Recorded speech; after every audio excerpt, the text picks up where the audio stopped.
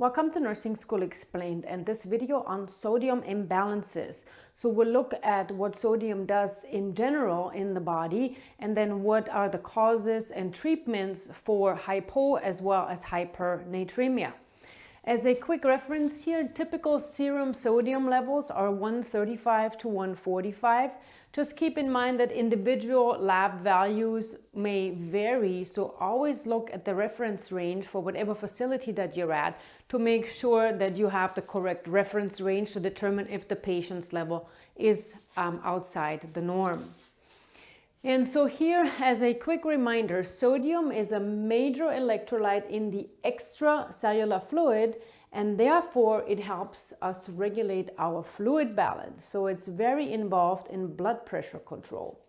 It's regulated by the hormones ADH, antidiuretic hormone, and aldosterone. And I have a separate video that goes into the RAAS and how the blood pressure control in our blood is happening. It's titled Mechanisms of Blood Pressure Control, and then I have a separate one on the RAAS itself.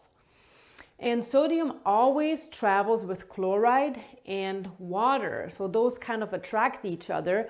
So usually when chloride is high, sodium will be high. When they're low, they're both together low.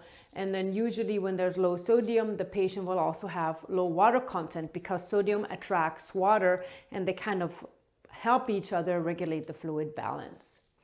So causes here for hypo and hypernatremia. In black here we have hyponatremia. So anything that causes fluid to leave the body, specifically vomiting, some diarrhea as well, but more so vomiting. When we lose a lot of stomach acid, we lose a lot of sodium. And so in turn, NG tube suctioning can cause that too, because it's kind of the same mechanism as if the patient was vomiting. Burn injuries. So if there are injuries to the skin itself and there's a lot of fluid loss from those burn injuries because of blisters that might have burst, with the fluid that's escaping the body through those burn injuries, sodium also leaves the body. Wounds, same principle. And then patients with chronic kidney disease tend to have hyponatremia.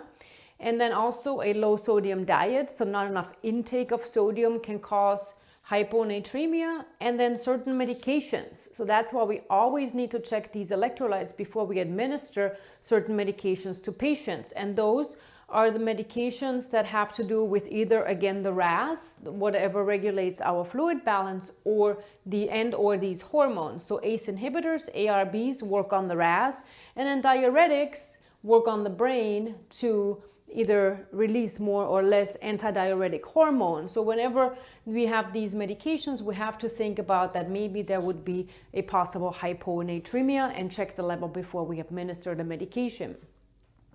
For hypernatremia now, high sodium levels greater than 145.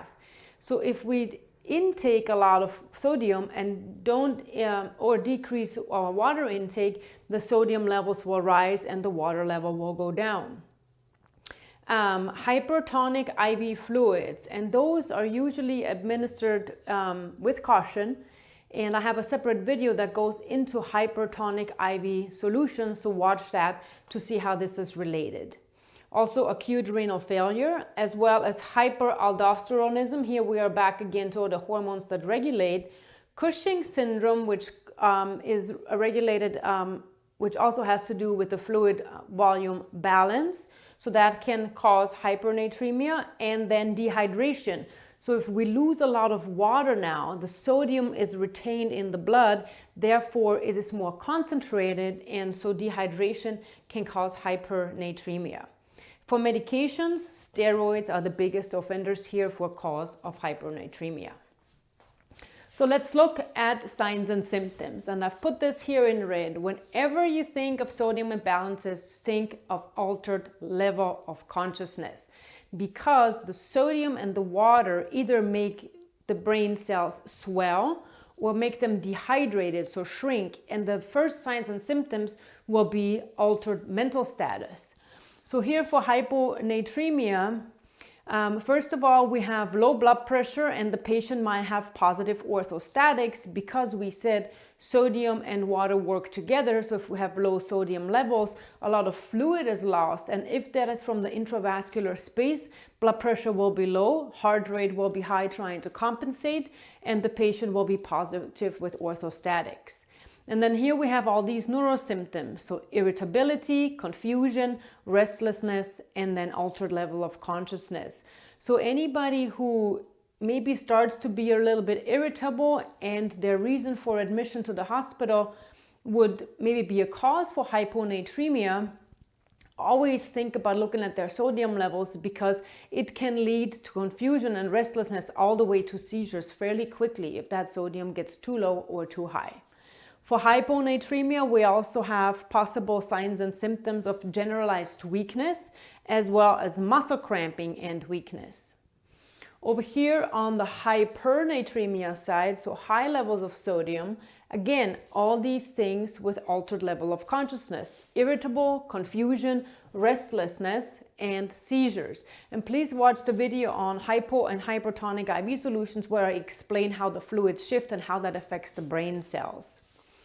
And then so treatment, what do we do if we detect that there are sodium imbalances? So if the sodium level is low, we give the patient isotonic fluids. That's kind of a double whammy because many times the blood pressure will be low and the heart rate will be high and the patient is orthostatic. We need to increase the fluid volume status. So we need to give them isotonic IV solutions. And the best one here is sodium chloride, which is 0.9% saline or 0.9% sodium chloride. And so we replenish their sodium, their chloride, because we said over here they always go together. In addition, we expand their fluid volume status, we resolve their blood pressure and also replenish their sodium. We also want to encourage a high sodium diet, so maybe give them all those things that we usually tell patients to stay away from. And then here is a very important tidbit. So hypertonic saline, we can also administer that 3%, so that's very, very concentrated. But because it causes such severe fluid shifts and affects the brain cells, that is usually reserved if the sodium level goes below 120. So it goes quite low from the 135, that's the lower normal level. In terms of hypertonic or hypernatremia, and this might be a little bit confusing here for many, we also give isotonic IV fluids. Now you might be thinking, why is that? But if you think about if the sodium in the blood is very concentrated, we have a high amount of sodium, and usually the patient is dehydrated. So if we give them more fluids, it'll kind of dissolve and make the concentration in the blood a little bit less. And yes, we give them a little bit of sodium and chloride here, but in general, we're expanding again their fluid volume status and therefore make that blood a little bit more dilute, which will make that sodium level come down. We also want to encourage a low sodium diet because our sodium is too high, and then maybe administer diuretics in case this is due to any of these causes over here, especially chronic kidney disease, when we know the RAAS is affected or maybe the hormones are off, such as in hyperaldosteronism or any imbalances from the ADH and the aldosterone levels. In terms of our nursing consideration, so because we know sodium travels with water and we know it can affect blood pressure, we need to stay on top of the patient's vital signs, blood pressure and heart rate. Check their level of consciousness because many times we've said here it affects their mental status.